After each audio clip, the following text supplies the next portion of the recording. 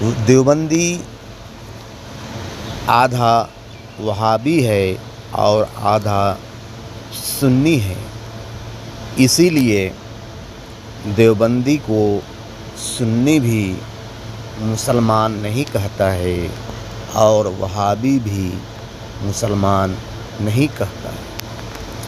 دونوں اس کو کافر جانتا ہے، مگر وہ دونوں کو مسلمان کہتا ہے۔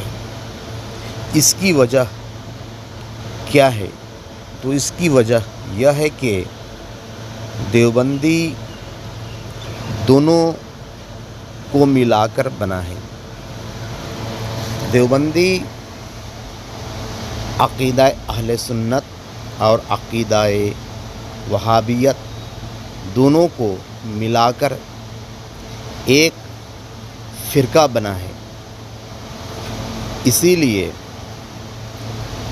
اسے کوئی مسلمان نہیں کہتا ہے، اس کے پیچھے کوئی نماز ادا نہیں کرتا ہے، مگر وہ ہر ایک کو مسلمان جانتا ہے اور ہر ایک کے پیچھے نماز ادا کرتا ہے۔